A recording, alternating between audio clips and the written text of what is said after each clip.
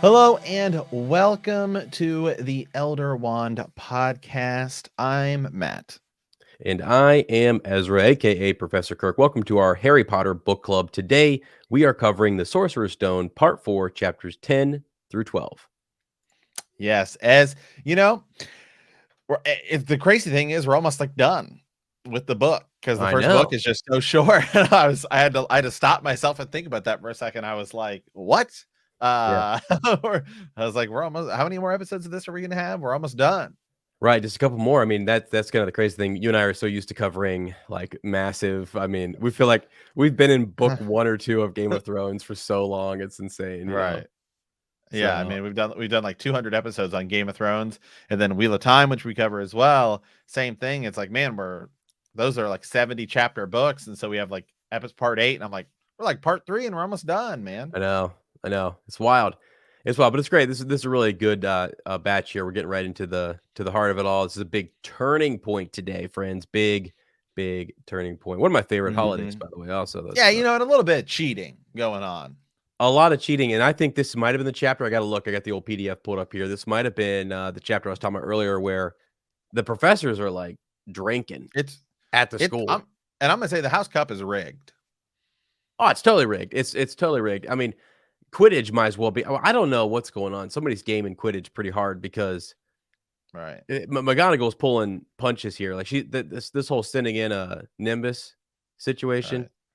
Right. She felt the pressure to do that, Matt, to break the rules, do these different It's things. rigged.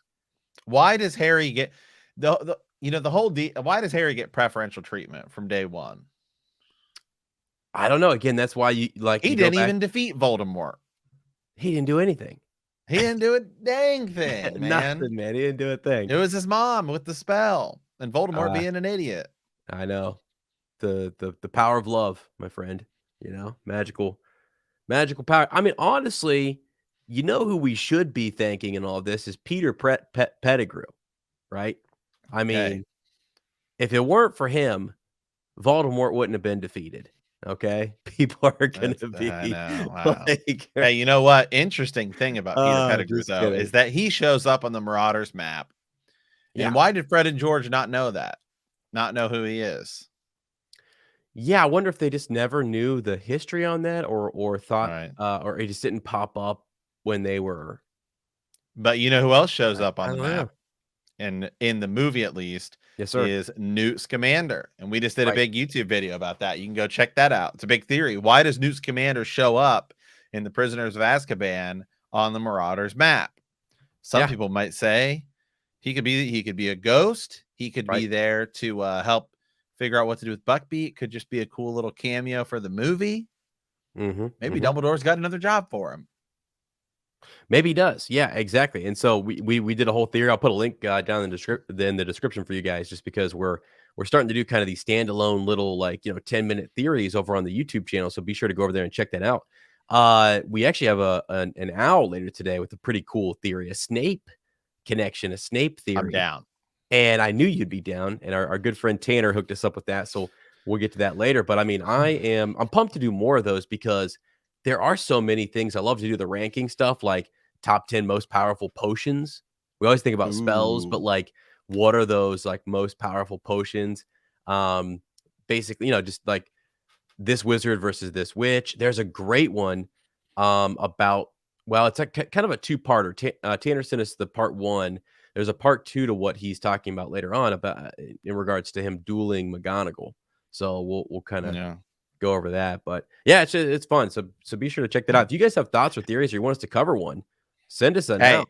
and in Patreon, I watched both Fantastic Beasts movies, which I had never seen before. Gave my opinions on them. You got to go check that out. Yeah, you have to go listen to that because You that's gotta go gonna. listen. You gotta go listen to it. I can just say this: Yeah, I'm not out on Fantastic Beasts. I just right. don't know if those movies As are. It's fantastic. hard. I'm sorry. It's yeah. I think the problem with those movies for me is that, well, for starters, they have issues on their own. We don't have to. I won't go to the whole thing, but just a little preview. Yeah. They have issues just as movies, but then you have to sort of compare them. You don't just compare it against other movies. You have to compare it against the main series, and Right. then you really see its shortcomings. Just I feel like get that much more amplified. But I'm excited for the new one coming out, and I think that the first two movies set up a good, it's like a good foundation for what these Sure. final three could be. I just hope these final three sort of hit it out of the park, and they end up being super awesome. I mean, I love the characters. Jacob might be Oh one of my, my favorite. Jacob might be a top 3 character in all of Harry Potter for I me. He's know. awesome. He's Hey, so good. He's so at good. at this point, we don't know. We saw in the trailer that he gets a wand. That's another standalone kind of theory slash prediction video I want to do with Matt later on. Just because who is this guy? He's such a fantastical kind of individual, owning the bakery shop, doing his thing. Newt just loves him. So that yeah, he actually makes, I think, because Newt is so different and so strange. And again, you guys have to go listen to our full discussion on it. But just in short, it's so different. It is just so Right. different from what you would How expect. powerful is Newt? He seems like he could be pretty legit. We just don't know. Yeah, you know what I was thinking? So I run this is so crazy. I run a D&D club. Matt knows I don't really know much about D&D. I just kind of like sit there and supervise Right. it. The kids all play it and I listen, you know. Critical But rolls, yeah, plus 5 to attack. right. I mean, I played it a little bit back in the day. I was in a right. group, but we played like 4th edition. I think they're on like 5th or even Is 6th edition now. I don't know what the differences are, are there any but Harry Potter role-playing games? That'd be kind of cool. I'm sure Uh, somebody has probably modified. You can pretty much right. modify D&D to be just Yeah. about anything. Like I know there's a Star Wars variant and there's some other ones. Yeah. You Yeah. remember there's like some superhero ones. You can pretty much modify it to be just about anything, really. Right. So Well, where I was going with that was, you brought up Newt and how powerful he is, and I had a student where just for an activity, we were kinda, like, reading, and we're doing some vocab, just kinda doing it's like a challenge reading or whatever I do at the end. It's like they get 5 to maybe 8 minutes to do this, and, he wanted to read through some monsters, and I had this book on my shelf. I got the monsters book. I got some other things. So we had to make a character just to also kinda compare our character to that monster, and our character is it a druid? Is that what is that the oh, no, I'm trying to remember what it actually was. Anyways, he had the ability like, one of the abilities is, like, animal handling, and if mhm. you think of Newt, like, his power is like, whatever this character was that we made was +5 in animal handling and had sort of, like, nature, powers and things like that. I think it was, what I don't know, gosh, I totally forget what they're called. It's had magic, not a cleric, but anyways, I'll look it up later. But it was really cool just to make that kind of connection to nature. But it made me think of like Radagast and like those wizards that are more connected to nature than they are like I don't know. Dumbledore's more flashy, higher art stuff, but like there's a magic inside of like things that grow, right? Like herbology. That's the whole thing. Is that we're looking at plants and how things grow and herbs and special magic. There's like fantastic beast, right? And then there's also this other side where there's like fantastic, I don't know, freaking fruit plants or something like Right. vegetables and stuff. I mean, herbology, herbs. So, Hey, fantastic herbs and where to find them, where to plant them. what? So you don't get caught. I'm just kidding. I'm just kidding. Oh my gosh. But no, hey. So also, I wanted to talk at the beginning of the show here just about some news. So we're still, by the way, happy. I think we did a little Christmas episode was the last thing we had dropped Mhm. there, plus some of our extended editions. So, welcome to 2022, and hope you guys are doing well. Matt and I've been kind of doubling down on some of our other projects. Hyperspace Hangouts doing really well. We got our Star Wars show over there, and then Wheel of Time wrapped up was awesome. Heroes of the Horn was great. Bend the Knee is ramping up, and we're getting ready to dive into House of the Dragon. So again, don't forget that on Apple Premium, you guys can get all the extended editions, extra episodes, and all those good things. That is correct. It's awesome. It's awesome. We just did the Matt and Hey, Ez the show as Matt well. Nez show. That's right. Hey, Yeah, it's season 2 of Spider that's rolling. Man. Roll. You We did know, our Lord of the Spider-Man review. I Rings. love God. Spider-Man was so good, It so was so good. good. It was so good. I know. Um, so anyways, yeah, just wanted to say thanks for all of that and happy new year to everybody. And we're looking forward to a great year. We got fantastic beasts, maybe some video games, all that stuff. But Matt, what came out, and I watched this on HBO, was the return to Hogwarts. Hogwarts. Yeah, I had to like wait to come back because I was over in Scotland, and you couldn't get HBO Max over there. In Germany, you can't get it. You can't use the app. It knows your location. You have to get a what's it called? A thingamajigger, reroute it and Yeah. change your location, Your VPN. VPN. Yeah. Hey, NordVPN does not sponsor us, okay? We can't be going Well, and giving them all these plugs. God dang it. Yeah. Although I will say if NordVPN would like to sponsor us, Please do. we would probably do it. Probably, but we don't want to just give in there. We want to make sure, Right. there's other contenders out there. Yeah. So anyway, I got a chance to watch it and it was really cool. It was awesome. I encourage folks to go watch that if you haven't had a chance to. It was emotional.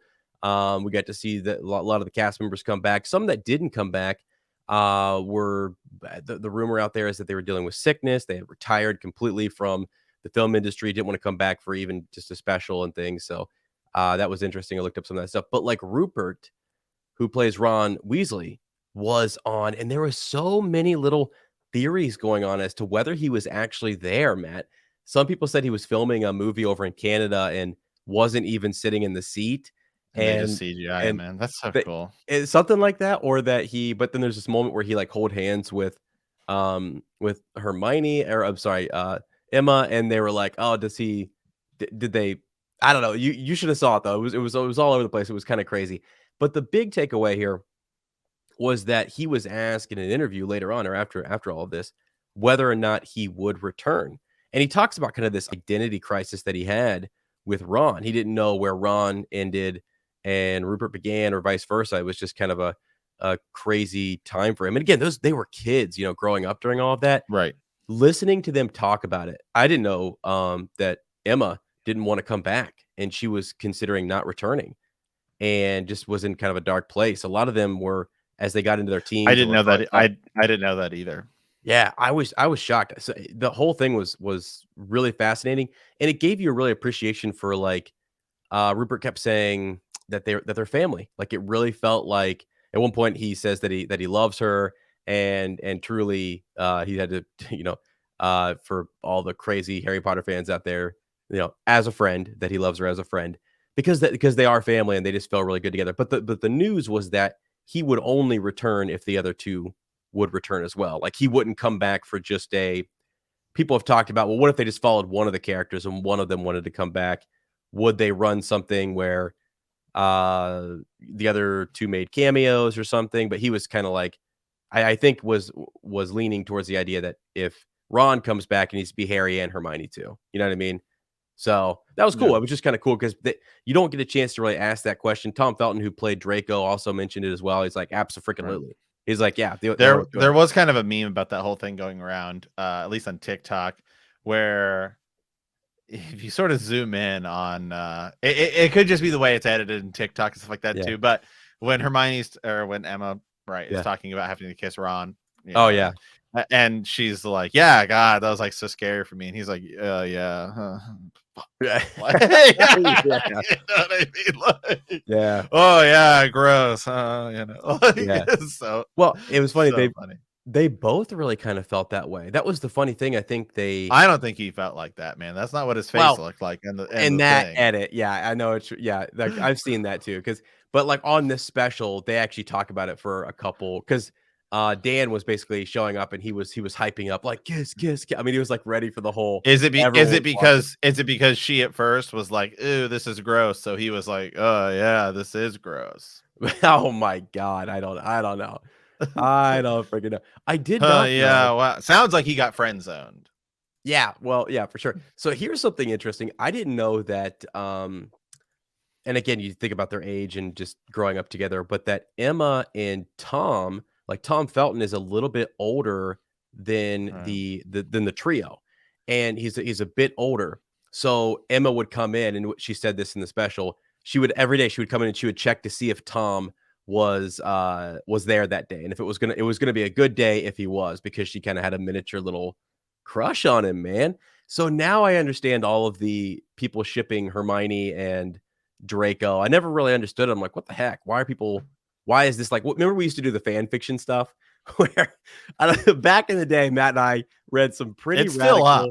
It is still. You can still find it if you go to Bend the Knee and you scroll all the way back to the beginning, my friends. The very beginning. You will before find Bend the Knee episode 1. Yeah, that's right. Some interpretive fan fiction.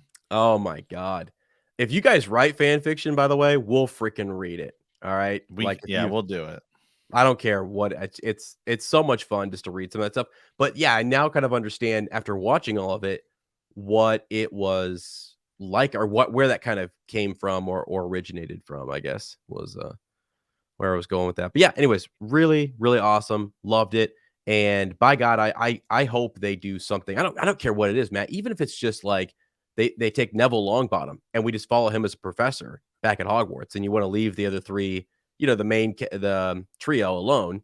Let's say they're done with Harry Potter. They didn't seem like they were done with it. They seemed like they were happy. They've had their time away from it. It doesn't feel that it feels long, but it also doesn't feel that long. I think they keep in touch, and so yeah, I don't know. It was really, really cool. And I got this feel that they did this for a reason and that it's starting some sort of Oh yeah. top, I'm telling I'm telling you. I know. Why not? I bring up the Bring up the sort of numbers. nerdy. I bring up the nerdy. All right, here's Mr. Wall Street bringing up the finance stuff nobody cares or knows about. Right. Look, I'm telling you. Yep. The Warner Brothers Discovery acquisition merger that is coming later this year is an enormous. People don't understand how big of a deal it is. It is a massive, massive deal in the content wars we find ourselves in. Yeah. Okay. We are in a content war that everybody's playing in. Microsoft just spent $70 billion acquiring another video game studio, and Microsoft has entered the content war too.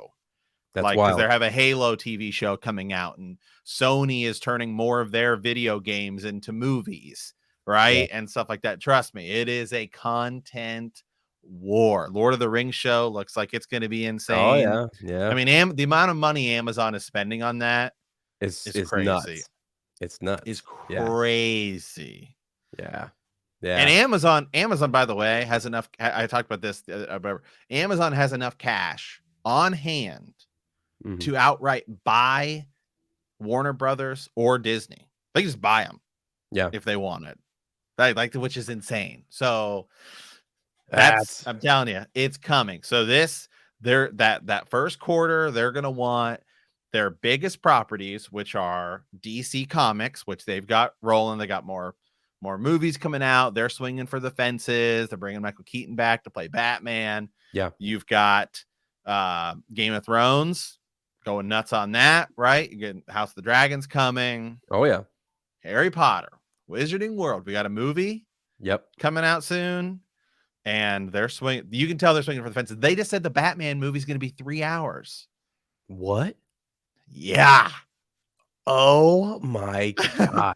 I don't think we know the runtime yet for the Dumbledore movie. See, I mean, people are down for longer. We want a good film, a good whatever it takes. And the Batman movie is coming to HBO Max 1 month after. They haven't said if that's going to be the case for Dumbledore, but it feels like, well, we're still in COVID. Because remember, last year HBO just had everything come to HBO Max right away, same day. Yeah. I have a feeling they will announce that the Dumbledore movie will be on HBO Max like 1 month after it hits theaters. Okay. Which is awesome. But I'm telling you, get ready. I'm saying I would be absolutely shocked if we do not get a Harry Potter HBO Max series announced this year. I would genuinely be shocked. I have a feeling that's going to be Discovery or Warner Brothers Discovery day one. Boom. Yeah, why not? I mean, it's exciting. It's day one of Disney buying Star Wars was we're making 3 more movies. Yeah. Yeah. Right. I know. And so yeah, even if it takes time or whatever, the announcement can happen this year and get us all fired up. They don't even have to know exactly what it is. They just have to know we're going to do it and we want to do it. And this is the plan. I mean, Amazon has 2 fantasy series, Lord of the Rings and Wheel of Time. Netflix has 2 fantasy series, Shadow and Bone and The Witcher. Why can't Warner Brothers have 2 fantasy series? Heck yeah. Harry Potter and Game of Thrones. Yeah. Yeah, they should. Harry Potter HBO thing would be as big as it could be even bigger than the Mandalorian. Oh my god, dude, it's people forget. I don't know, like Harry Potter is way bigger and way Massive. massive, and people don't give it. I don't even think the credit that it's due. It's What would you want? oh my god, what would I want to see?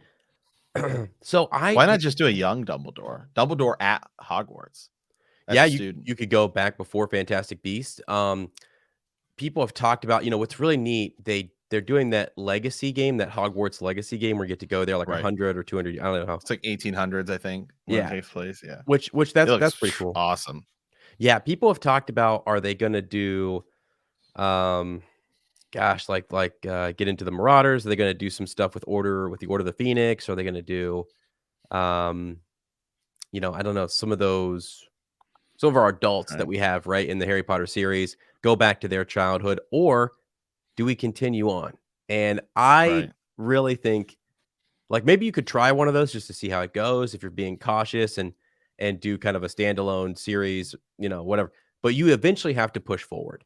You have the actors, they will come back, they will reprise their roles, and Right. why not? That's Yeah, where the see, money's at.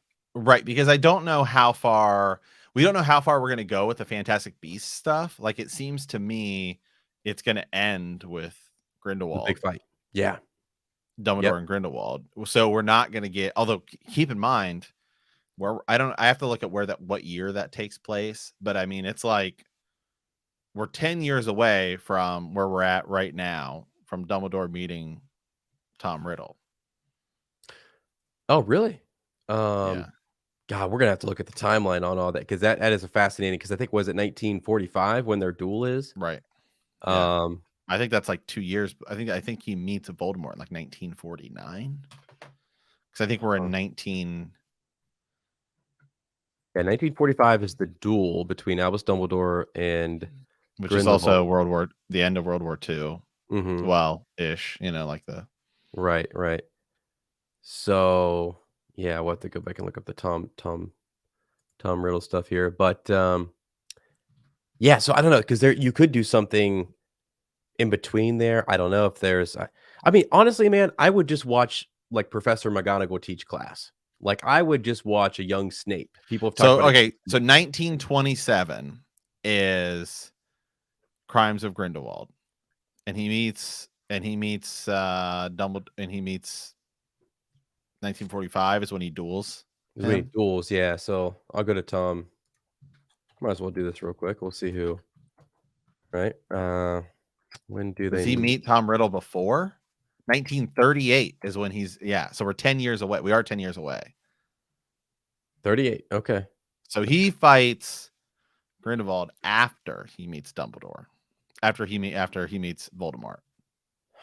Tom Wow. Riddle. Okay. Okay.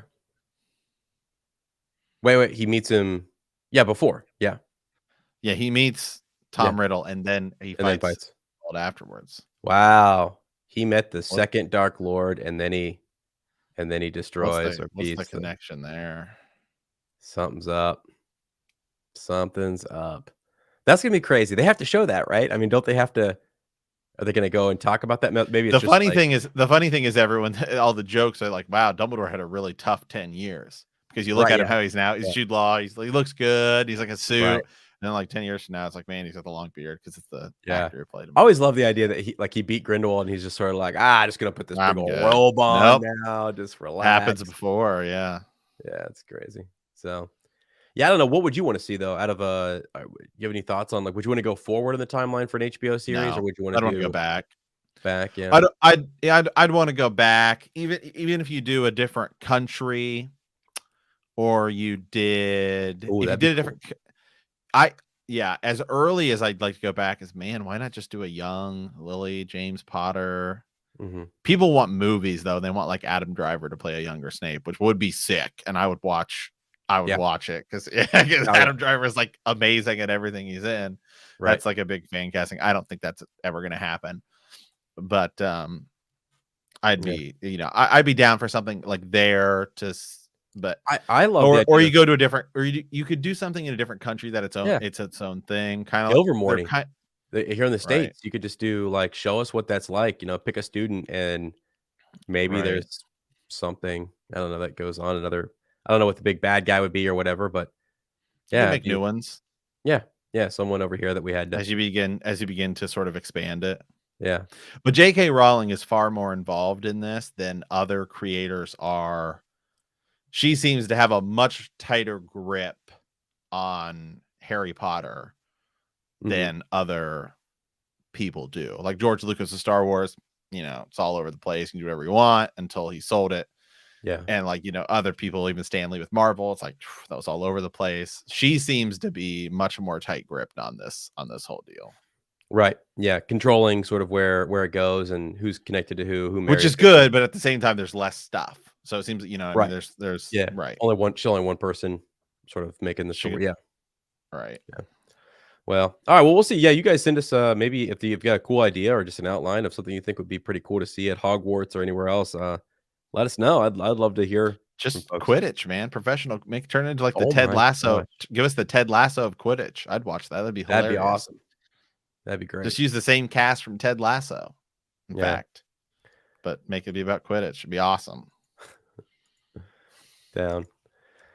All right. Well, let's dive into the chapters here. We're going to be covering chapter 10, 11, and 12. So chapter 10 is Halloween. Harry receives a Nimbus 2000 broom, learns the rules of Quidditch, and begins to practice. On Halloween, Hermione masters levitation and charms, but the remarks of a jealous Ron sends her in tears to the girls' bathroom, where she is trapped with the troll. Harry and Ron run to her escape and defeat the troll. Hermione tells a lie to keep them out of trouble.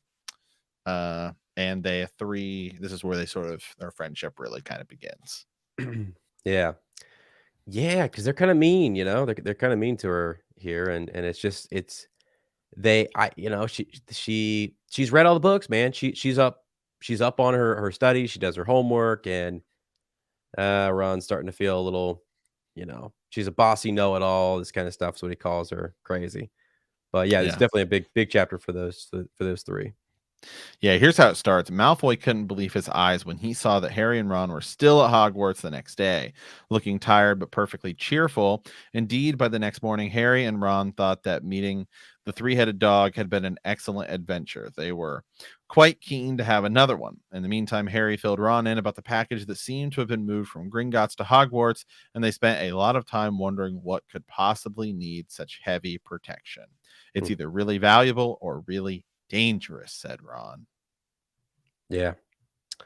Yeah, so Malfoy's shocked, didn't he? I mean, that's great. And he right away out the gate here on this chapter, he's trying to get them in trouble again for having a broom, and then Flitwick knows all about the Nimbus, and it's Draco's thing. He just wants just jealousy, wants to get him in trouble, just all constantly picking a fight here.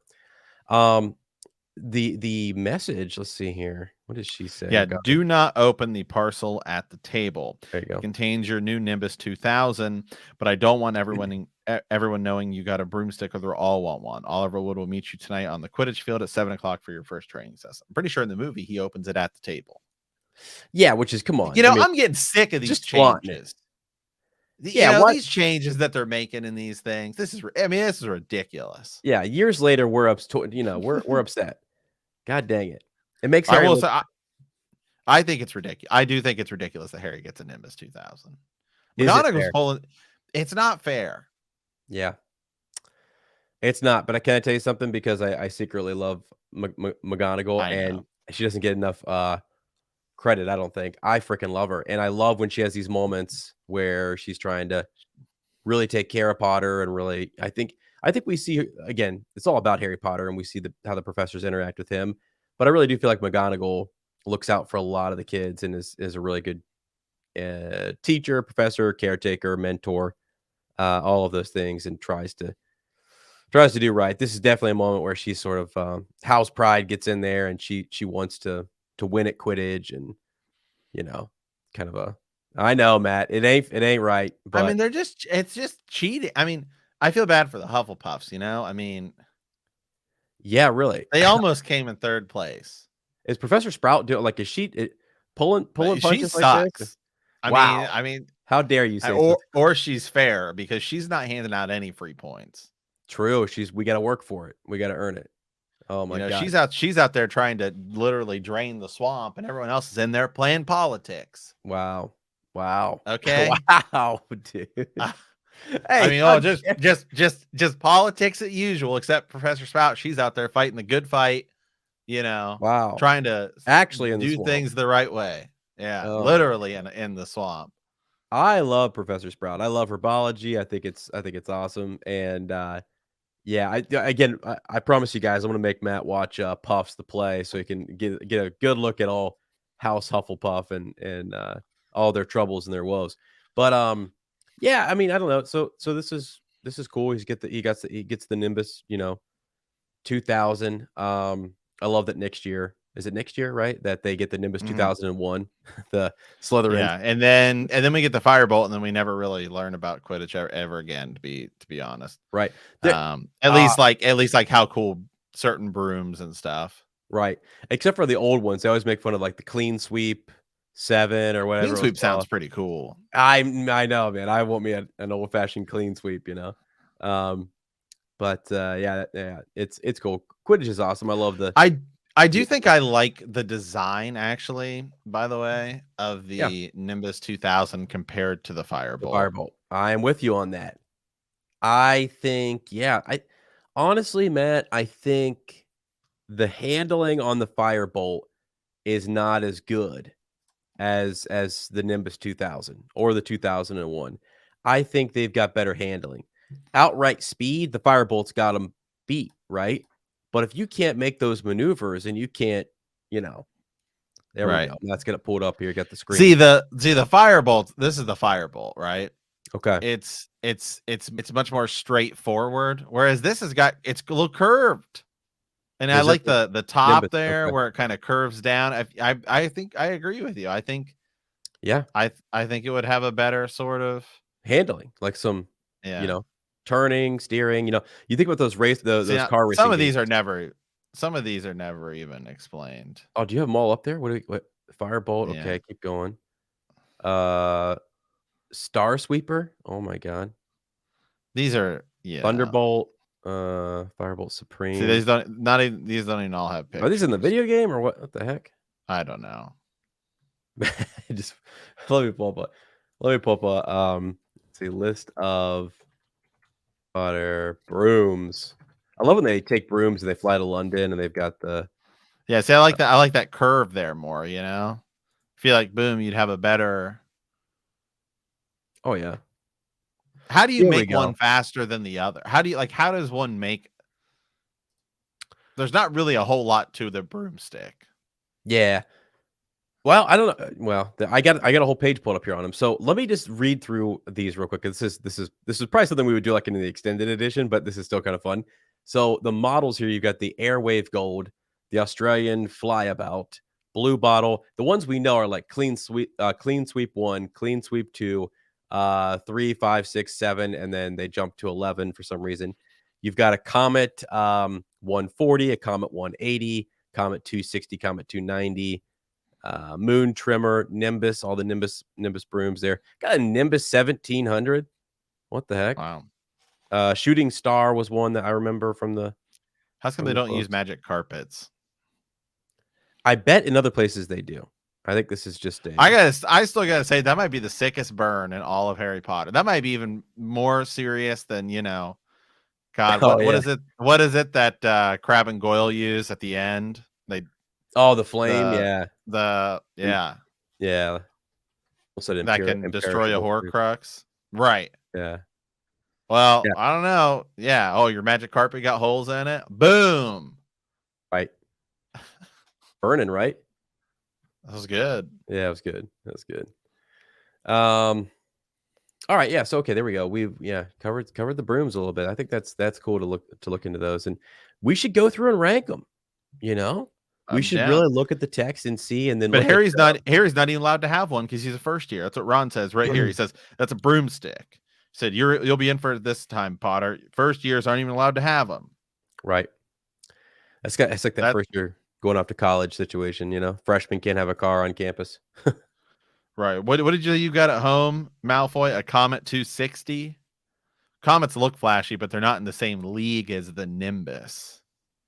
What would you know about it, Weasel? You couldn't afford half the handle. That's just not right, man. That's a little rude. That is rude. Although to be fair, Ron joked at Malfoy first. Malfoy was just, okay, fine, you're gonna jaw me, I'll jaw back. Yeah, it's true. We do. I mean, Malfoy should be able to defend himself, right? But he did. I mean, well, he did what? Who threw the first punch? Okay, Hermione. going all the way back. Yeah, all the way back to the beginning. Yeah, I know. They go back and forth, and God, we were talking about tone for this podcast, and there's times where like Matt likes to just point out, like the Slytherins are sometimes picked on themselves. I try to point out what's fair in any scenario. Right. I mean, right here, like Flitwick comes in, he says, Professor McGonagall told me all about the special circumstance. What special circumstances? Right. Gryffindor, they want Gryffindor to win. The rules are either you have one or you don't. Well, if I don't know if I want more clarity. I mean, it's pretty straightforward. As they say that the rules are, they're allowed to train with it. They're allowed to obviously be out there and have one that's provided by the school. I just think they can't personally bring. So for our first years, even allowed to play Quidditch? They must not. I don't know if you're not allowed to have because I don't. Well, no, because Malfoy plays Quidditch, but that's who's bringing a broom in their 5th year if they don't play Quidditch? Are they just riding around outside on brooms? Well, you could still ride around on a broom. Yeah, you could. I just I'm just. I think brooms still have a lot of use, even once you're older and you can apparate. Oh yeah, for sure they do. Yeah. I just meant like I'm just wondering who's really, who's using it. We don't really see that. That would be kind of cool to see, like a daily. Just let's go on a broom ride. Out over the Forbidden Forest or something. Like even Hermione comes in right here. So I suppose you think that's a reward for breaking rules. Came up. Hermione was stomping up. Boom. Hermione looking disapprovingly at the package in Harry's hand. Then the subject gets kind of shifted, and we switch to, well, then they start talking about all the other stuff. So they don't really talk about Quidditch anymore until we get over here. And then at 7 o'clock drew near. Harry left the castle and set off in the dust towards the Quidditch field. He'd never been inside the stadium before. Hundreds of seats were raised in stands around the field so that the spectators were high enough to see what's going on. At either end of the field were 3 golden poles with hoops on the end. They reminded Harry of the little plastic sticks Muggle children blew bubbles through, except that they were 50 feet high. Yeah. So Matt, I have pulled up here just some of the rules. So the 7 rules, or 8, I should say, from Quidditch Through the Ages, which is pretty cool. Let's go. All right. So rule number 1, players must not stray over the boundary lines of the pitch, although they may fly as high as desired. The quaffle must be surrendered to the opposition. If any player leaves the boundary, it is unknown what the penalty is if the player on defense leaves the pitch. So you can't leave the pitch. All right. Number 2, timeout may be called at any time by the captain of the team. Timeout may be extended to 2 hours if a game has already lasted for more than 12 hours. Failure to return to the pitch after this time will lead to the team being disqualified. Number 3, penalties can be awarded to teams by the referee. A single chaser may take the penalty by flying from the central circle towards the scoring area. The opposing team's keeper may attempt to stop the shot being scored, but all other players must not interfere.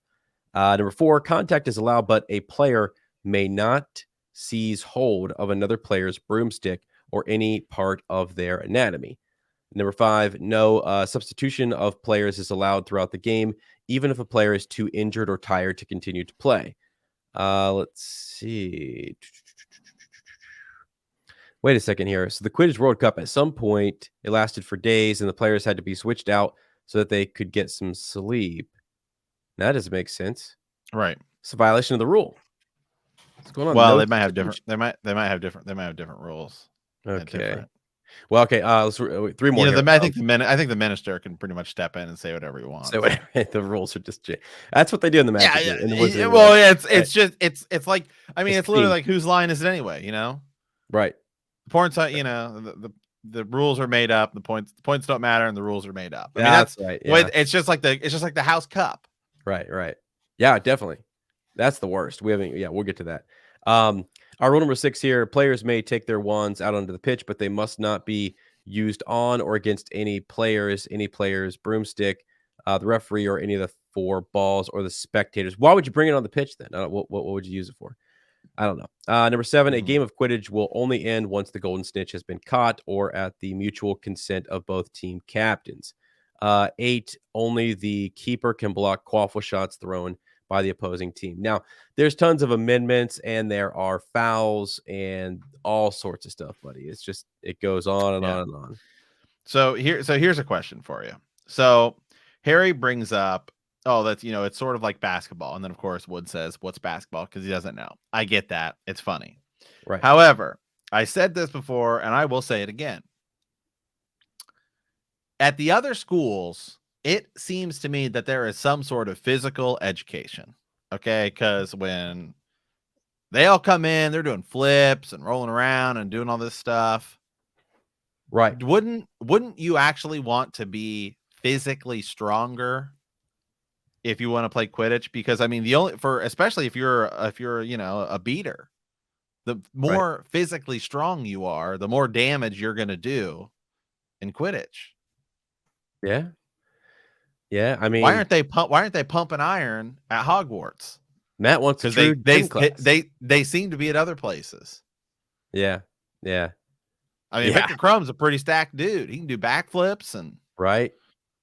That's a good point, man. I don't know why I'm looking up all the classes here and everything is I don't remember a single time in which they mentioned physical education. Magical theory, ghoul studies, flying, art, ancient studies. Good God. Yeah, there's just not really any, because even in extracurricular, so it's like, I guess they just like, here's the question. Like, is there a spot where they can go pump iron? That's a big deal. Matt wouldn't go to Hogwarts if there wasn't a place. I ain't going to Hogwarts if I can't, pump some iron. Make some gains, man. You gotta, that's, or, whatever the equivalent is. Lift some logs. Yeah. I mean, whatever. Yeah. That's wild. Good point. It's all, in the book, they sing their song, right? Hogwarts. Well, and then right. Yeah, they sing songs. I mean, but you'd think that people like Hagrid, because like people like Hagrid would have an advantage, because if he were to be a beater, because he would just he's half giant, he would just kill somebody out there. Yeah. Well, yeah. I mean, yeah. If he can get, I don't know how quick he is, or if they can avoid him. That's the other thing. He doesn't have to be quick. He just has to have a faster broomstick. And that's the thing too. Well, I mean, yeah, but I feel like that's a great question, because can a firebolt, like, if Harry's on a firebolt and somebody else is on a firebolt, who's faster? Is it really just the same weight? Yeah, or is it one of those things like, do you have some extra control or connection? Can you get more speed if you crouch further down? If you have better form and technique, can you get more out of your? Yeah, it would make sense, because it would just be kind of weird if the broom went exactly the same.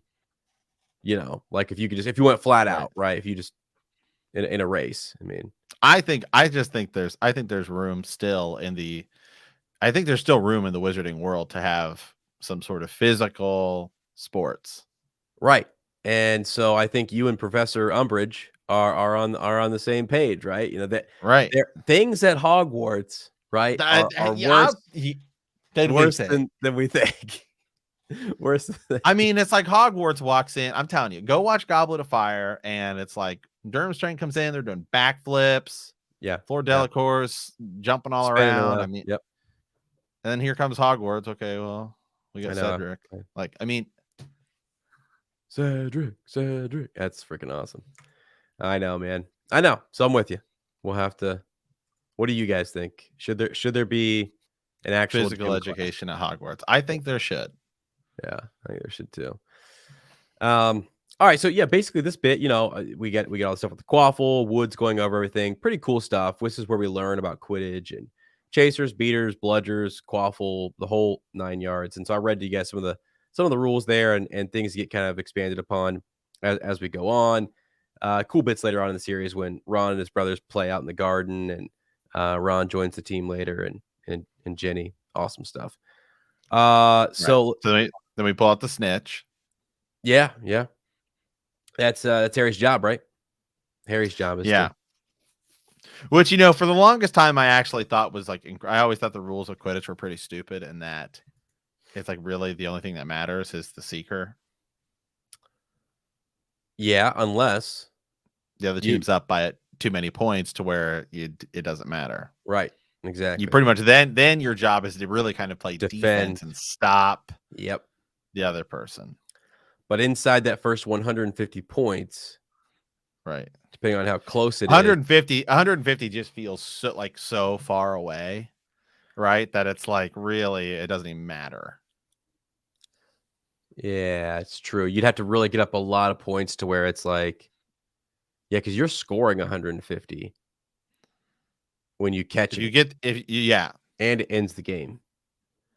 So if you're at 150 and the other team's at 300 and you catch the snitch, it's tie game. Game over.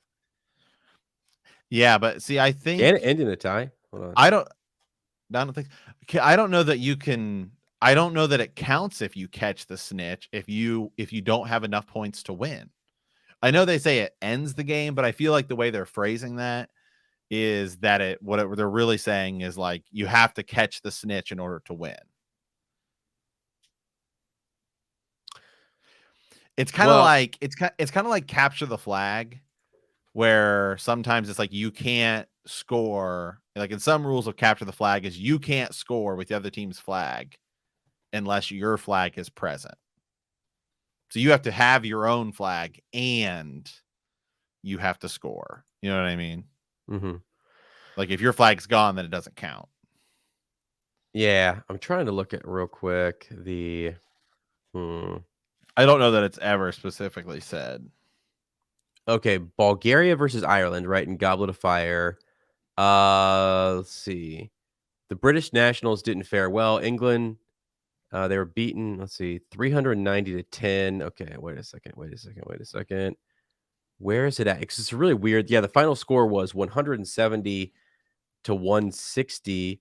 The Irish team performed a lap of honor before being presented with the Quidditch Cup. Let's see. Something happened here because there was a big bet about this. 15 minutes later, let's see. I'm going to read this. This is the 422nd Quidditch World Cup. This is 94 England between Ireland and Bulgaria. Ireland won. I'm sorry, they wore green robes. We know that. All right, they flew firebolt, broomsticks, yada. Okay. 15 minutes later, Ireland had stretched their lead to 130-10 when chaser Mullet was fouled by Bulgarian keeper Zograf and was awarded a penalty. This led to anarchy with another penalty being awarded to Ireland and referee Hassan being distracted by the Vila. Okay, this goes on. Lynch then spotted the snitch, but was beaten in the race for it by Crumb despite that. Okay, so Crumb gets the snitch, but Ireland still won because he got the snitch too early. So that was the big bet that the Twins had, which was Crumb will get the snitch, but Ireland will win. And then they were right. Then why would you get the snitch? See, I think it was so close. See, it's 170-160. I feel like someone scored. Because you're right. But you're also flying around. It's hard to tell. Right. And you just have to get it. If you can get it, you're going to get it. I mean, game could get out of hand. Maybe he thought I don't know. They were down. Well, let me look at that score again. There's something. So 130 plus 10 is 1. Okay, so 150, 160. So, okay, when Crumb gets the snitch, let's see. It's 130 to 10, right? So if he gets the snitch, they're going to have 160 points. So when the penalty stuff breaks out and the Vila situation happens, he's like, if I catch it, so he's on it, right? He is on the snitch. And if he catches it, it's game over. But while he's doing that, there are penalty shots going on. He's running around catching the snitch, trying to get to get there. And that's when we had boom, one penalty went in, boom, another one, and so on. And then the game must have been going on, which is wild. Right. So, yeah. Yeah, it's crazy. So that was the situation because I remember that was one of the things. Like I think that score, that outcome is there for folks who were saying the same thing that you were saying, Matt, which is sort of like, yeah, what? I mean, if you get this, how can you get the snitch and then not win? Right. And that's just, it What's has the to be a real extreme sort of, scenario in which it happens. Yeah. So. Okay. Right. So Harry finishes working with Wood. And this is when we start to move into Charms class with Wingardium Leviosa, right? Swish and flick. Uh-huh. So, yeah, which obviously is going to play a big role here in a second when we get to the troll. Right. Professor Flitwick, too. And I do think it's kind of cool that this is like the first, it's kind of like the first spell we really learn. And it's, little levitation spell. And Leviosa. Right. It's Leviosa, not Leviosa. Mm-hmm. Yeah. Yeah, it's great. It's great. And yeah, so this is where the bickering starts, and she's partnered up with Ron and just corrects him, and Flitwick's praising her. Yeah, it's cool. Cool to see Flitwick in there. Right. Running Charms class. Right, yeah. And then it's a little different actually it's a little different in the movie. You hear him making fun of her saying it's Leviosa, and that's what she runs into. Here in the book, it's he says, she's a nightmare, honestly, and then so it's just a little different line than we have in the movies. But essentially, we have the same thing. Hermione doesn't even turn up for class the next day. They go downstairs for the Halloween feast. Right here, Harry and Ron overheard Pavarti Patil telling her friend Lavender that Hermione was crying in the girls' bathroom. Boom. Both those characters are going to become, sort of significant later. And wanted to be left alone. Ron looked still more awkward at this, but a moment later, they had entered a great hall where the Halloween decorations put Hermione out of their minds. All right, you get all the Halloween stuff, and then troll in the dungeon. Everybody head back. They go to find Hermione. Yeah. Sorry, man. I was looking up the old saying, sticks and stones may break my bones, but words will never hurt. I thought its names can never hurt me. Yeah, it's sticks and stones may break my bones, but words will always hurt me. Bones mend and become actually stronger. Yeah, there's like a lyric, the song. I was just thinking about Hermione and this whole thing that was actually Ron's words that really ended up hurting her feelings. Poor thing, because she's in the bathroom crying, and yeah, they take out after her, first that everyone troll in the dungeon situation, because it. Did somebody else besides Snape go check on Professor Quirrell? What is up? Matt, I don't think he always had that stutter situation going on, People talked about he came back, and that's the guy they hired, for Defense Against the Dark Arts. Mm-hmm. Just wild.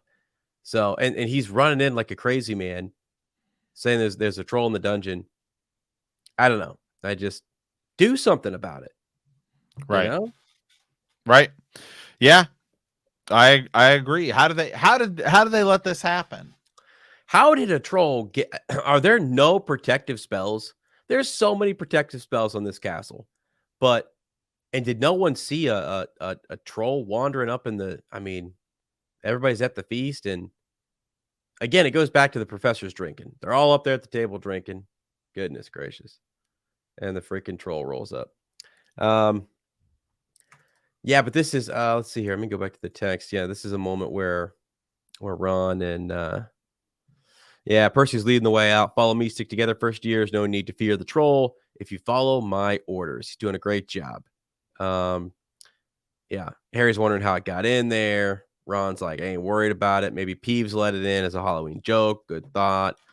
They passed different groups of people hurrying in different directions as they jostled their way through the crowd of confused Hufflepuffs, which is funny.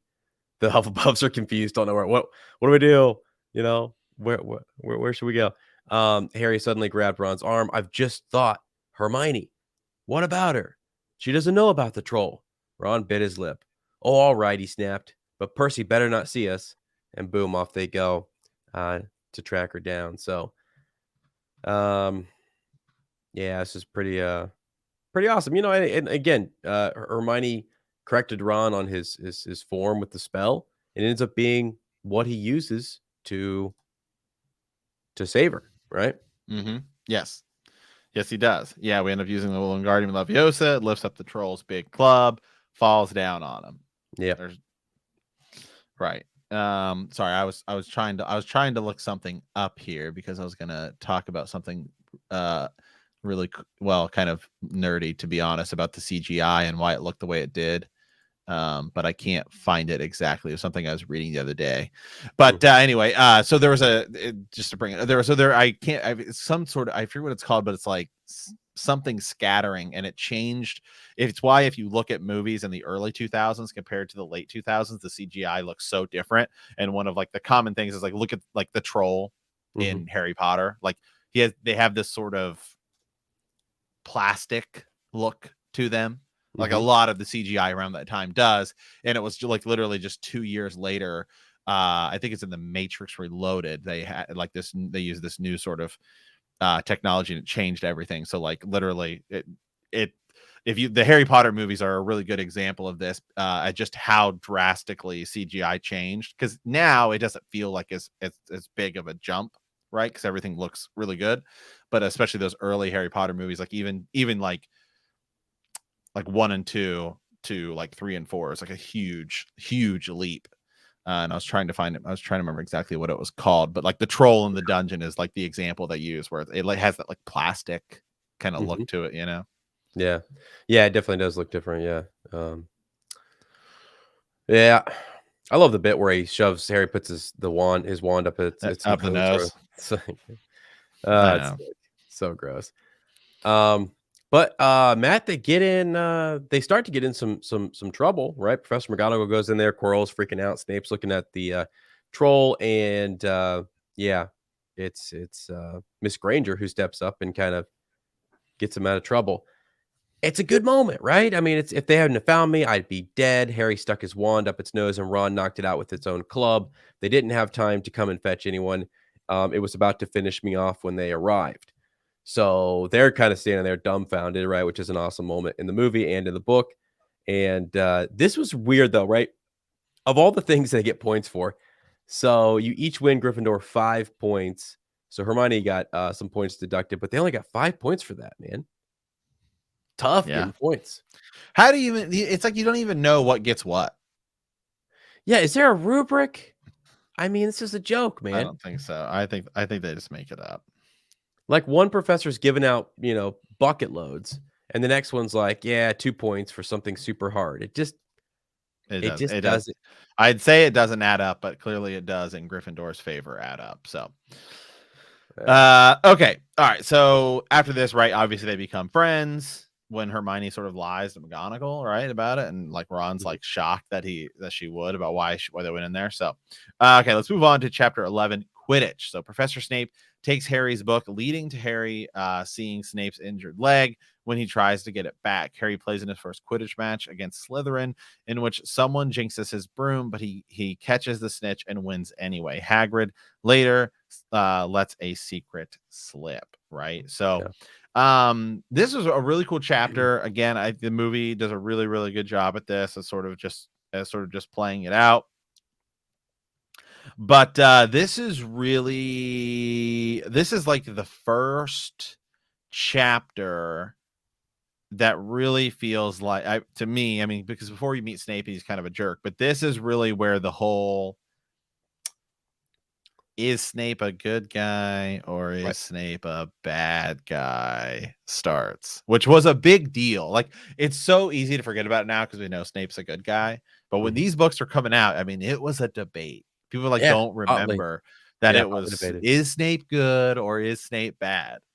Right, because you can look at all the things in this chapter in particular where it's believed that he's cursing the broomstick, and Hermione does her thing. But even early on here, when he takes the book Quidditch through the ages, and he takes 5 points, I think, again for like taking a library book outside the school, and Ron's like, or Harry or one of them is like, he just made that rule up, Then they start to notice his leg. And so all these different things, like his leg, he's limping. Did he have something to do with the troll and or Fluffy? Then he's still being kind of I don't know, super strict and harsh with, in particular, Harry, but I bet we would see the same behavior. What do you think? You're a Snape guy. Do you think Snape was treating other like the Hufflepuffs the same way? Do you think he was treating the Ravenclaws the same way? Yeah, probably. I Yeah. mean, I mean, even Malfoy, he's not like he's clearly not like super favoriting. I think it's just he's obviously more sort of rude to Harry Potter because he hates his dad. Do He you sees know his dad. He sees his dad and he hates his dad. And to be fair, all the other students are not like going into restricted sections and getting all this like absurd preferential treatment Oh my and god. like Oh our my god. Dumbledore's favorites. I hope So people write I in. mean, When Matt starts defending Snape, I really hope people write in with, well, I like, mean, he had book evidence where in which he heavily because I'm not saying he does, but, like, it's just so funny, like, because with and I don't know. I mean, he does. I mean, I'm sure all of the professors, No, Matt, but stick to your gu I love this because it is a no, pro what I'm saying Snape. though, yeah, what I'm saying though is Snape has every right Yeah. to be as critical of Harry and his group as Yes, he he is does. because they do drastically break rules. Yes, they do. Yes, I they do. mean, like massive rules and are always getting into trouble And and they are don't always always get caught at the caught. scene They of don't always they're get caught, right? right, and they're We see always at them the do scene of stuff. a crime. I mean, Snape finds Harry out of his bed, with the Marauders map. Like, why are you out of your bed at nighttime? I mean, he's always fine. Harry attacks. I mean, they stupefy Snape with, I mean, with it. And I might be forgetting exactly how that happens in Oh, the book, but in the movie, I love that. he stupefies Snape. Oh I my mean, god. it's a teacher. I mean, Dude, dude. this is all before like Oh my the god. order and everything. Because like book 5 and 6, like that's totally different. Because he's like Right. they're working on stuff in the shadows. But books like 1 through 3, I mean, come on, Oh, you can't dude. attack a teacher. Well, they're making Polyjuice Potion. They're doing stuff that is just Right. And ridiculous, and I'm sure people will be like, Matt, you said Snape's the greatest wizard. How could he get stupefied by Harry? Probably because he didn't think a student would be that idiotic to attack a teacher. I'd be caught off guard too. I'm like, I cannot believe you actually just did that. I'm sorry, dude. I'm sorry. This is kind of what happens even off the podcast when Matt starts talking. He gets on these rants about Snape and just, oh gosh, the favoritism shown there to Harry Potter at school. I don't know. This is why you're absolutely gonna love the play Puffs because they totally amplify this. Like, who's this Harry guy? He's getting all this special treatment. It's just ridiculous. It's absurd. So, yeah, that's totally funny because yeah. Anyways, but you're right. This is the big debate. This is when it all kind of starts, and we find out at the end of this book clearly that Quirrell lets us know that Snape wasn't the one who set this, or who cursed the broom, and it was really Quirrell who was behind things. But still, even once that's kind of settled and you're debating stuff, you then go back and you're like, hey, what's going on with the rudeness and the extra severity of discipline and the points and all this kind of stuff. So, and again, you've got someone like Hagrid all along the way too, saying, "Nah, Snape wouldn't do that. He's one of the teachers protecting this or that, or Dumbledore trusts Snape." And it's a constant thing. It is a constant back and forth. There's evidence for and against all the way up until the very end. I know. So it's great, freaking great. Right. Okay. All right. And the All right. theory today, by the way, stick around for the end of this show because the theory is freaking great about Snape. All right, let's dive back in here to it. So okay, so all right, so Quidditch, right? As they entered the November, the weather turned cold. The mountains around the school became icy gray, and the lake like chilled steel. Every morning, the ground was covered in frost. Hagrid could be seen from the upstairs windows defrosting broomsticks on the Quidditch field, bundled up in the long moleskin overcoat, rabbit fur gloves, and enormous beaver skin boots. The Quidditch season had begun. On Saturday, Harry would be playing in his first match after weeks of training, Gryffindor versus Slytherin. If Gryffindor won, they would move up into second place in the house championship.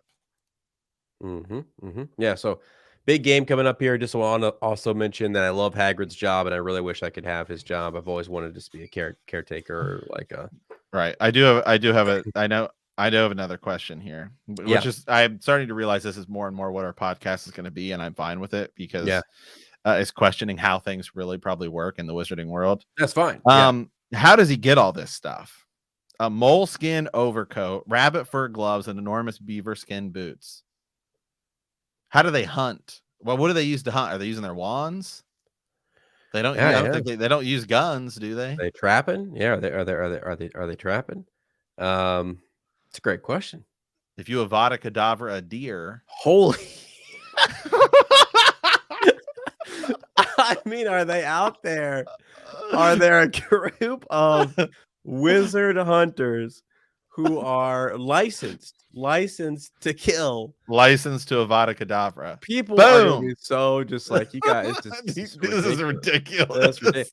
But these are the No, questions no, no one. ridiculous is the spell you use That's to right. turn things. The Right. Bogart. That's right. Yeah. Right. So, no, that's a really it's yeah.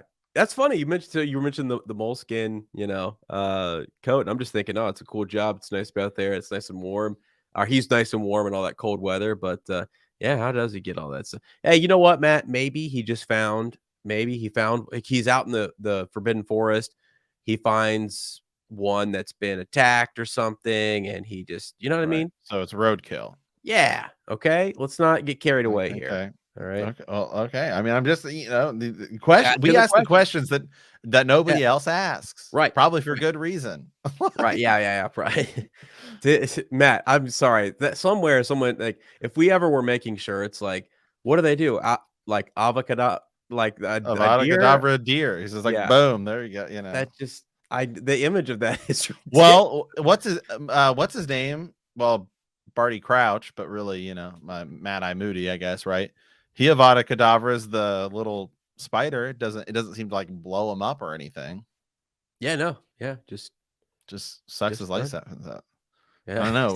Would you eat a God. deer that had been hit with Avada Kedavra? I don't know. Is that gonna be good or?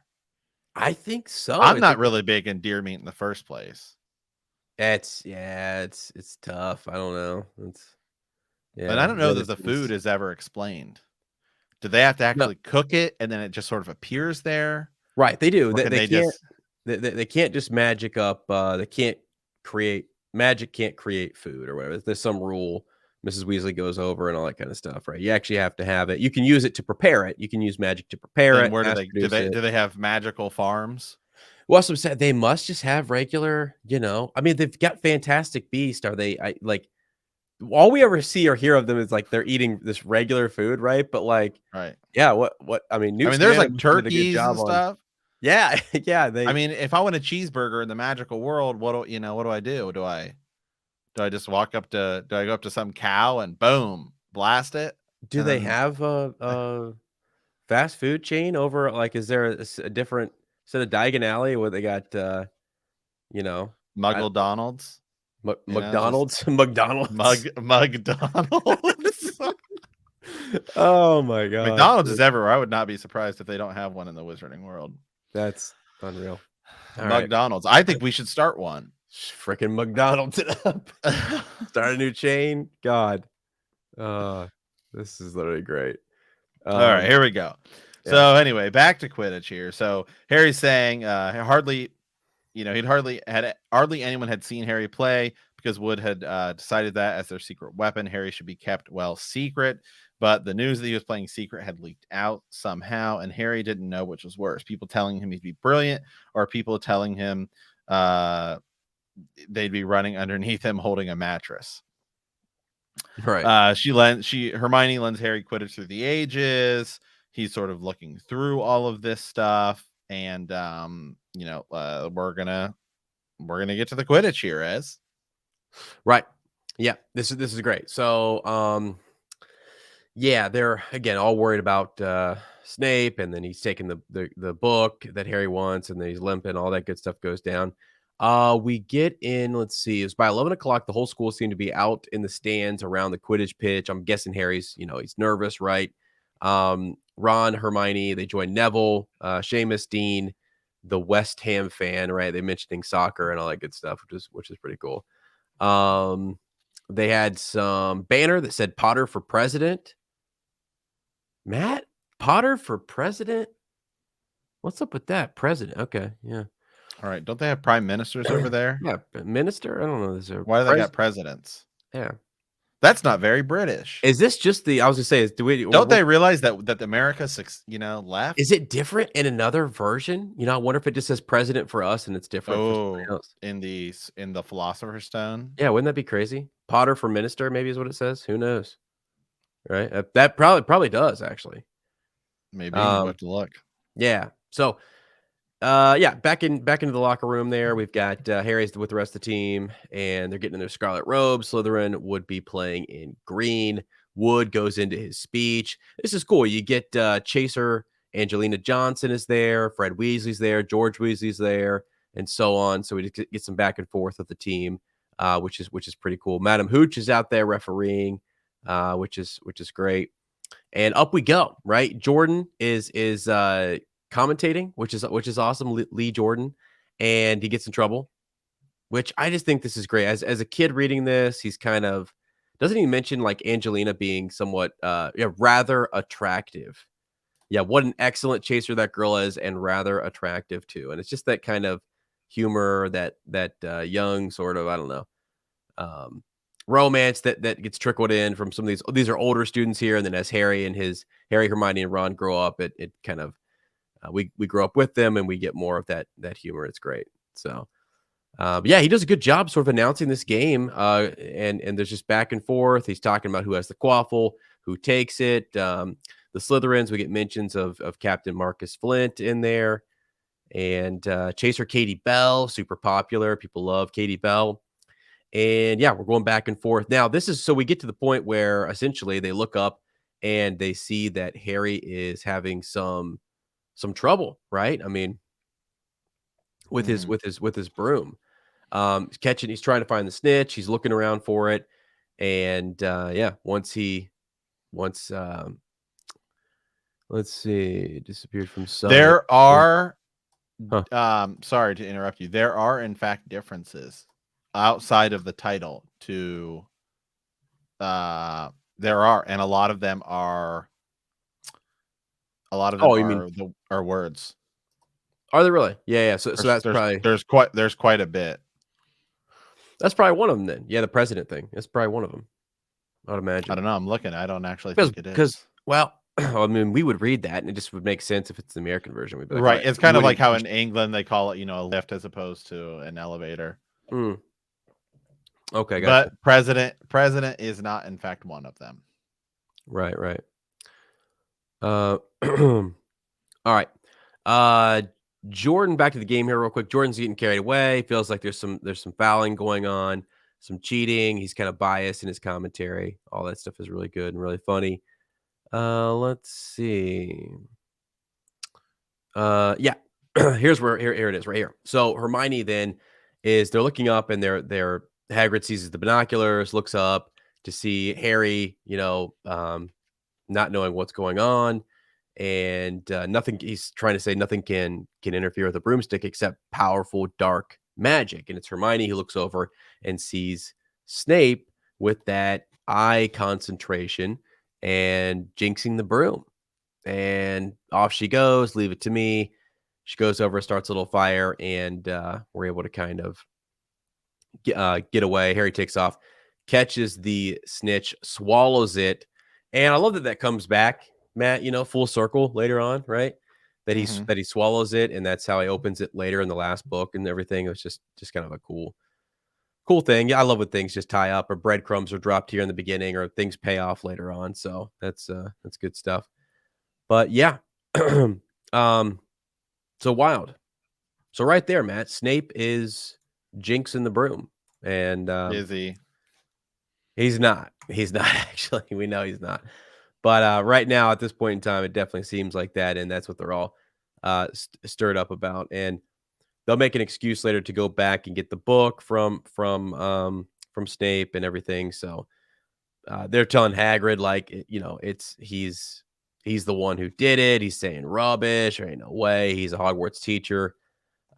He's got nothing to I do with also any of this stuff. I also like how quickly Hermione learns spells. Because it's like, man, 2 seconds ago we were struggling with Wingardium Leviosa. Now she's shooting Hey, fire out of her wand. Matt, she was not struggling. She's been reading all the books, man. She's got everything.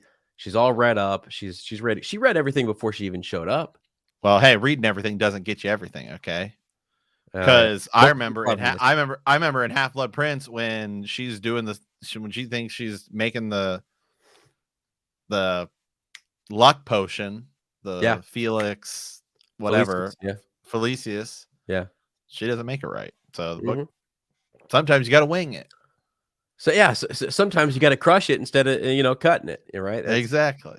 That's right, yeah. So nonetheless, Hagrid's there. They're talking to him, and he blurts out the name Nicholas Flamel. Let's go. Big drop. Which right.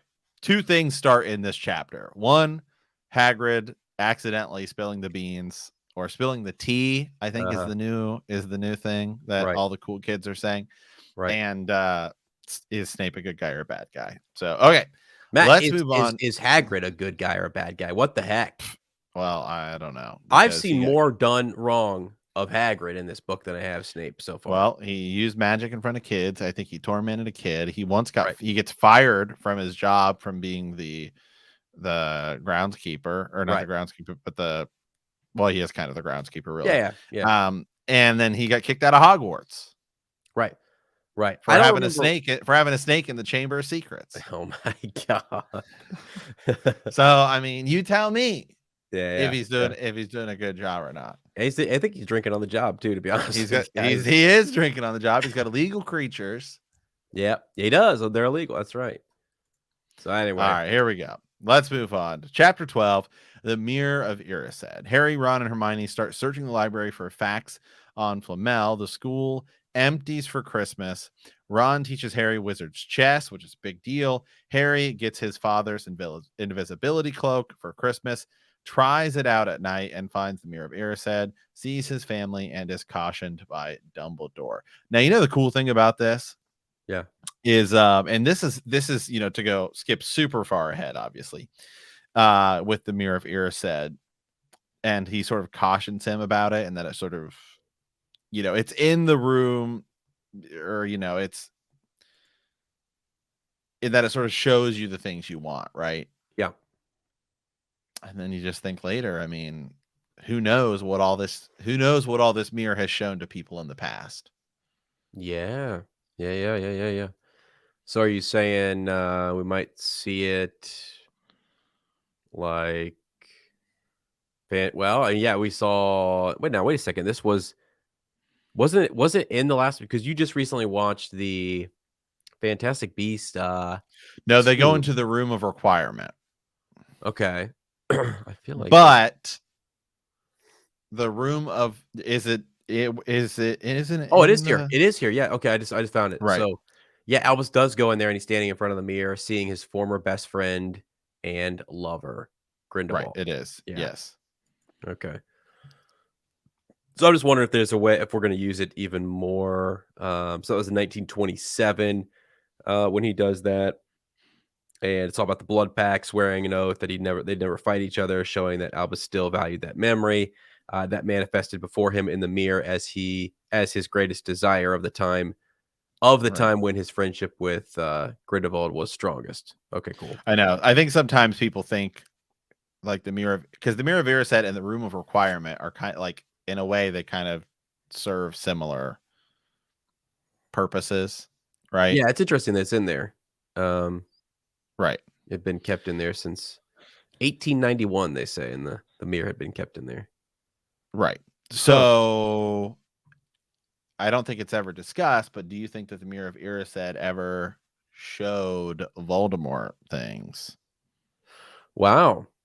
That would be really cool to Well, see. it wouldn't be, because it would have been showing him how to like murder people. I mean, my God, it's just his really cool. I mean, really interesting, actually, I think is the word. I mean, yeah, good point. I don't think so. Think about this though. He goes to Slughorn to figure out about Horcruxes and stuff. Right.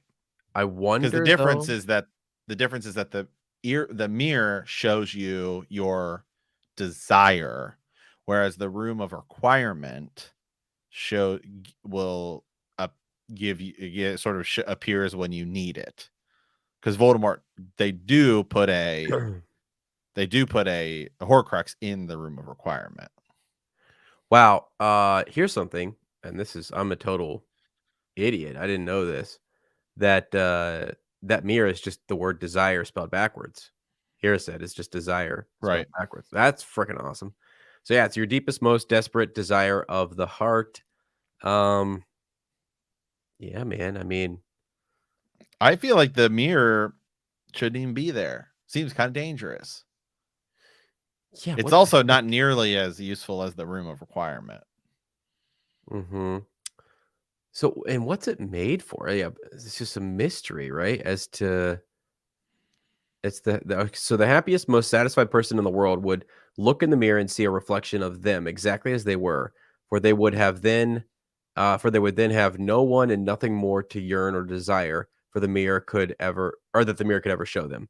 But of course, yeah, it's intrinsically inherent for human nature to desire something greater than one's own self. So it's kind of always showing you something. The writing engraved on the frame of the mirror was supposedly in a foreign and probably dead language, but if one looked closely, it said, "I show not your face, but your heart's desire." Um, Backwards with the spaces rearranged. Ooh, that's kind of cool. Wow, man. So it looks like it's in a different language, but it's just backwards, and it literally says, "I show not your face, but your heart's desire." That looks like a cheesy cow. Learning stuff today. This is great. Right. Huh. So what do we know So what room? Does it say what room it's in? it's in the room of requirement. Now, Dumbledore does It move it is. though. It is the room of requirement, right? Yeah, so it's also in the dungeons at one point. I think that's maybe when Dumbledore moves it for a little bit, but it's also room of requirement, Hogwarts Castle, Scotland, Great Britain. Yeah, that's where it says location. Made pre 1891. Um, don't know much about it, you know? So it would be cool to see it used again in the upcoming film or something for Dumbledore to go back because he has that moment with Harry, and this is the chapter right where he sees, what does he see? Socks, right? Mm-hmm. Let me scroll down here. Yeah, yeah. Harry looks in it. He saw his reflection, pale and scared, looking at first, but a moment later, the reflection smiled at him. It put its hand into its pocket. Oh, that's hold on a second. That's the very end. My bad. Um, Right. Yeah. So the mirror is in. So when Harry finds the mirror, it is not. It is not in the room of requirement. right. It's just in some random room that they happen to find it in. Hmm. I guess I was just wondering if people had even theorized that it was that room because they don't exactly say where it is. Wow. And I think the movie it might actually be the same room. Although when they go in there in the final one, it's like everything's like in there. Oh my god, dude. You wanna hear something? Okay, this is really cool. I love when you get the references here. So, Bloomsbury.com web chat, with Rowling in July 2007. They ask her a question. What did, Albus Dumbledore see in 91, or early 97? I don't know here. Um, Right. When he goes when he looks at it in the movie. Because right. when he go or the book, whenever either way, when he finds Harry in this section there and talks to him. Right, because it seems like he's purposely saying it's a pair of thick white woolen socks, but, he just says that to kind of move Harry so he lies, alright? He He lies. might not. We don't know. No, maybe not.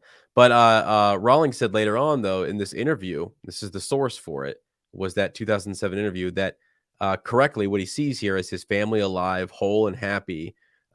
Percival and Kendra all returned to him. Ariane, properly using magic and alive, and Aberforth reconciled to him. So Well, that was that's not his whole family. yeah, Matt knows. Matt's been watching the new movies. That's not there's another Dumbledore out there. Yeah, why isn't he there? Why isn't he listed? Yeah. Probably because he wasn't created yet. She hadn't come up with that yet. Oh my gosh. Um, let me see here. So in 97, gosh, Hermione stands in front of it. Ron does. Ooh, wow. And then, yeah, okay. Anyway, that's cool. Yeah. Yeah. So when Harry is there, it is not the room of requirement. Although I thought in the movie they said it was too, but I guess it's not. But no, Dumbledore uses the mirror in Crimes of Grindelwald in the room of requirement. So he required the mirror. Yeah. Why would you? I guess my question though is why would you require the mirror? So here's something this is interesting. People are talking about this, and I'm seeing that like the mirror does actually give you some type of knowledge, even though it's showing you your heart's desire. What it shows you is true. Like he didn't know what his parents looked like, right? So Right. it's actually he can see them. He actually does like gets a glimpse of them and knows what they look like. I don't know. I think it's just kind of the picture or what he sees, the picture of his family in the mirror is accurate, even though he could not possibly have known what his grandparents and other distant relatives looked like beforehand. So he sees his family in there, which is wild. So I mean, because you brought up like Tom Riddle, if his desire is to look into that and figure out Great how to, Horcruxes. yeah, but does it show? I mean, does it show you that? I mean, can it show you sort I of like think it how, would if that's what because it's what your desire is. yeah, eternal life or what, or maybe I guess know, my question though I think is more tied to is the room of requirement because if Dumbledore uses it in the movie, the second Fantastic Beast movie, and then he looks into it, right? If you require the mirror, I mean that seems like well, okay, so let's look. you could require it to find out what your heart's deepest desire is, I suppose. Yeah, you could. You could. Let's see. Also known as the come and go room was a secret room within Hogwarts Castle that only appeared when a person was in great need of it. So, yeah, because the inside of the room changes from time to time depending on what you need, right? What you need. Right. Yeah. So apparently he was in need of. Yeah, that's interesting to think about. Huh. Yeah, Dumbledore says it does not do to dwell on dreams and forget to live. Remember that. Now why don't you put on that admirable cloak back on and get off to bed? Hmm. Um. Yeah. Here's something just about the rumor requirement. Just jumping ahead, Seamus is talking about it when they're all really using it quite a bit. It's a proper hideout as long as one of us stays in here, they can't get at us. The door won't open. It's all down to Neville. He really gets this room. You've got to ask it for exactly what you need. Like, I don't want any Caro supporters to be able to get in, and it'll do it for you. You've just got to make sure you close the loopholes. Neville's the man. So it's just, yeah, it's a room that, yeah, can be used in a wide variety of ways. So and they stumble across it because sometimes they are nearby it, proximity, right? And then And they need it. yeah, Because they're Malfoy uses it later. right, right, So I yeah. guess theoretically, couldn't you use that for everything? If you're Voldemort, you're like, I need to make a Horcrux. Could it have somebody appear there and then he could just kill him and then I don't know, man. It's getting a little. I don't know. Well, I'm just wondering I think he used the mirror and I think he used the room requirement when he was there at Yeah, Hogwarts. yeah. Although maybe not. He's kind of a moron. I'm not gonna lie. So Yeah. I mean he I doesn't don't even know know. how the Elder Wand worked. Maybe that's what he should have asked for. Yeah, really. Well, yeah, I don't know. My favorite bit about it is too when Ron's just like, if you needed a toilet, boom, like the idea It is turns into a bathroom. it would present itself as a bathroom, yeah. So, So what would you want? what would I require? What would my requirements be? If I'm in school, I don't know. I bet you people go in there sometimes, Matt. And it's just probably a normal room to study and get away. Neville was running by and he was trying to get away from being bullied and just needed a safe place to stay, Right. and so he pops So in. I wonder if it can have things magically appear. Like, could the sword of God, the sword of God Gryffindor Yeah, will appear when Gryffindor needs it most. if you required it, yeah. You would then also require it. Huh. And see, that's a difference to, like, I don't know, can you demand it to have anything? I don't think so. I don't think so. I feel like things get lost, and then there's the bit where everything's lost in there. Well, I then don't how'd Malfoy get that dresser in there? It's all confusing to me. Things are hidden in there. People are looking for a place to stash stuff where nobody can find it, and that's We need more answers, JK. it doesn't make sense. I got issues with the room requirement. We'll have to do a video on it. What I most desire is to know the answers to the room of requirement. Right. So you go to the room and it's got all the, everything etched on the walls. It's got the mirror in there, and then I would know. Oh yeah, so you're looking in the mirror, and your deepest desire is to know how the room of requirement. Secrets of the room of requirements. Yeah. Interesting. I don't know. All right, let's move on here and get to our Atlas. Yeah. All right. Let me pull it up here. So again, shout out to Tanner. We appreciate this. This is Tanner from Slytherin House. So let's go. Tanner seems like a Slytherin. He does, doesn't he? Yeah, he's we've known Tanner for a bit, so this is pretty cool. So hi, Professor Ezra and Professor Matt. Tanner from Slytherin here. Yeah, Matt got the professor title. I'm happy to hear that. So I mean, if Hagrid can be a professor, so can I. Oh, dude. Well, I mean, God, if Quirrell can, Lockhart. I mean, my God. Whoa, don't be bashing Lockhart. He's a world-renowned author. Actually, I want to talk about him later because I'm a big fan of Lockhart's actually. So but yeah, he's like, I absolutely love the podcast so far. He's, I'm glad he added the so far part. Just in case. Not after today's episode. Not after today, yeah. Enjoyed your conversation about Snape versus McGonagall in part 3. I'm sending you guys an Al because I dug up an old theory from Reddit. And so in this, if you click on this, it's actually a video, Matt, and you can go watch. Excuse me, I'm suffering from a cold over here. That's okay. They got any remedies for that, by the way, in the wizarding world? Any? We got to go to Mungo's. Yeah, I guess so. That's where my boy's at, Lockhart. Basically, to sum this up, so it's a clip that shows Snape fighting McGonagall, and if you remember in that, Prince, it's Deathly Hallows 2, I believe. Yeah, he takes out the Carrows behind him, right? Takes out 2 Death Eaters, so he quote accidentally took them out from behind when he deflected McGonagall's spells. What do you guys think about that? Was that an accident or was that intentional? So I'd have to go look in the book to see if that. I don't remember how that all went down, but I think if you're just only taking the film, because we love to do also just film theories, things just purely in the film verse. That right there, man, is awesome. I literally just rewatched that movie and I didn't even know those people were there. Right, because it happened so fast. I didn't. Well, then he definitely did it on purpose. He definitely did. People have said, if you watch the whole scene, Matt, pull up the whole scene, Snape does not cast a single offensive spell. Well, first of all, he doesn't need to, because if he did, McGonagall would get wrecked. And that's the point. That's the point to him being a good, if you're playing the whole like Snape is super powerful, he doesn't need to, and then also he's a good guy. Why would he want to hurt McGonagall? You know what I mean? At this point, he's seeing the tide shift. So what does he do? Matt, look at that clip.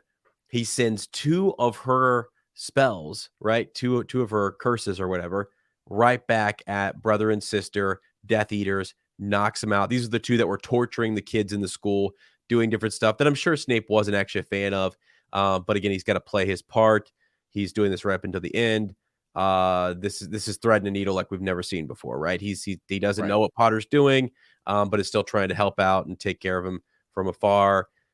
Leading them, by the way, like his Patronus is there. I mean, Snape's Patronus helps out. He's keeping an eye on things, and he is there to help. But the best way he can protect these kids is to be headmaster until Harry shows up, and then Voldemort's coming to crack down. So he's gonna let McGonagall do her thing, and he's got to get out. So Yeah, I love it. Wait, so I love no it. action. Not definitely not an accident. I just rewatched the scene. It's only about 30 seconds. Yeah. And yeah, you can see he totally just deflects those spells, and wow, they kill those other people. I mean, I guess my question though is McGonagall is using killing magic, which by the way, Is she? you can use magic that would kill somebody outside of Avada Kedavra, but Avada Kedavra is an unforgivable curse. Like whatever it is that Mrs. Weasley uses on Bellatrix Lestrange, I mean that really wrecks her. Why is that not an unforgivable curse? Yeah, what is that? Yeah, it's I don't think it's known. I think it's just a spell.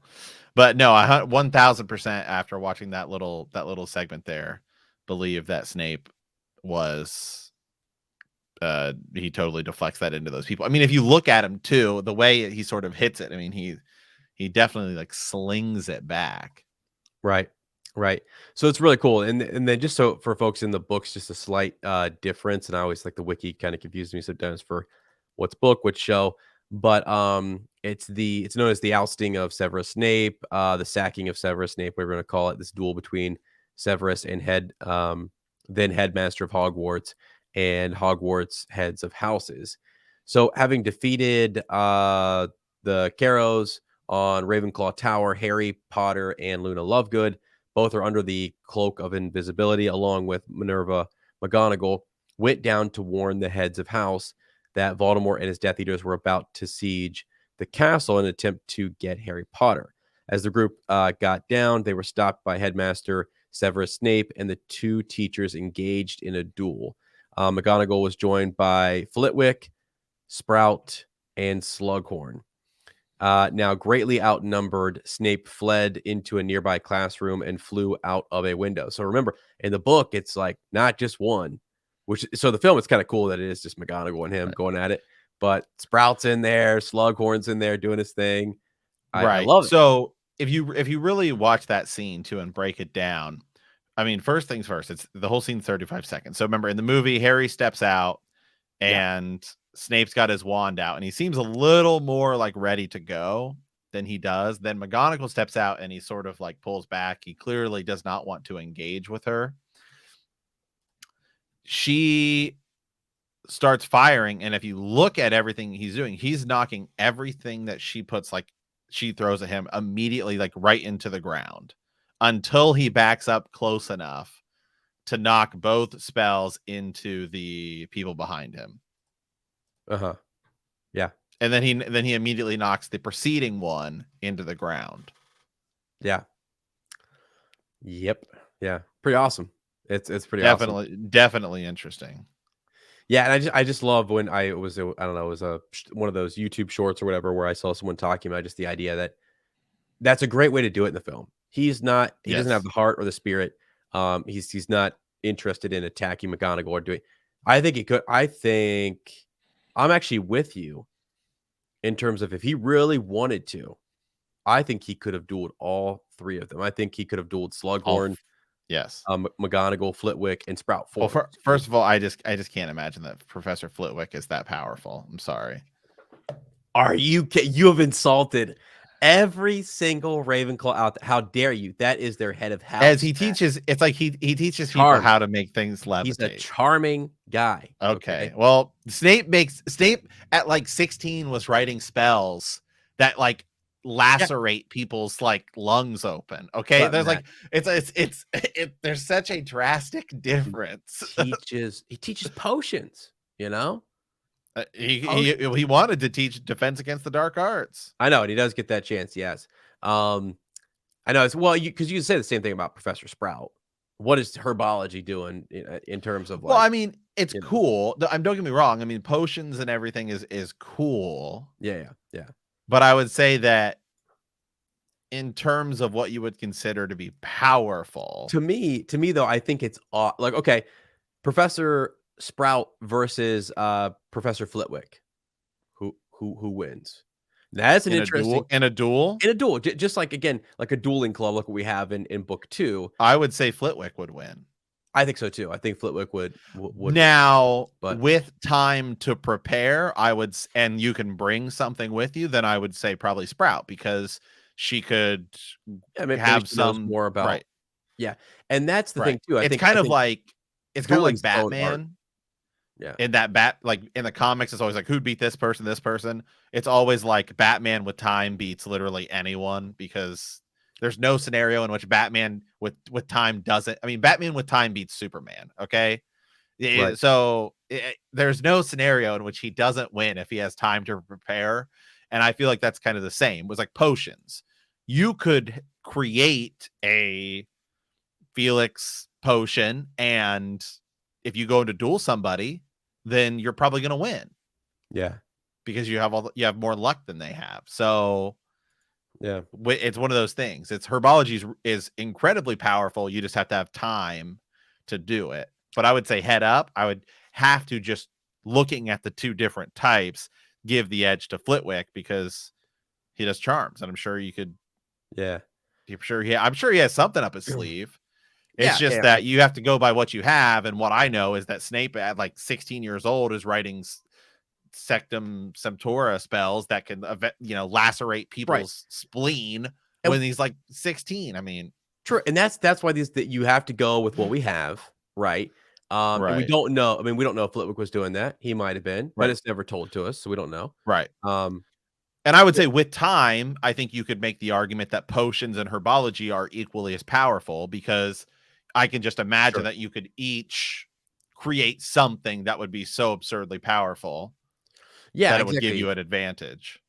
Yeah, knowing the properties or what's in and out of Right. different herbs and how It's to like, right, yeah, Newt Scamander with time and his suitcase could pull out any creature he wanted. Well, I think he's going to have an advantage if he knows he's fighting someone. well, and actually that's a pretty cool point because you remember when he has that little I forget what it is, it's almost like a little yo-yo, that little, Right. thing that's, like, sucks your blood or what I don't know what it is, but he Right. tosses it around the room and it does stuff. Like, in a duel, Right. yeah, if you've got that in your pocket, well, yeah, that's an extra I mean, he wild could, card, and his you know? suitcase seems like it could have a dragon in it. So, I mean, Yeah, I'd have to, if he's got a suitcase and he knows who he's going up against, I'd give him right. time. He's probably got the advantage over anybody.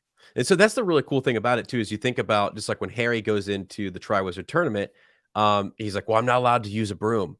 He's like, "You're allowed a wand." He's like, "I can't bring a broom." He's like, "But you're allowed a wand." And he uses, Accio broom, right? And he gets his broom Right. there. So again, anybody in a duel, if you have a wand and you can use it for whatever you want, those teachers with the specialties, Right.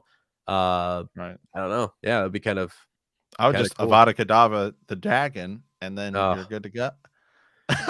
hey, They're like, all that wants to use is Avada Kedavra. It's pretty, like, have you seen the? it's incredibly useful as far Yeah, as I can There's tell. a great theory out there, it's again a film theory only, is about, like, how does Dumbledore block the Avada Kedavra curse in the film?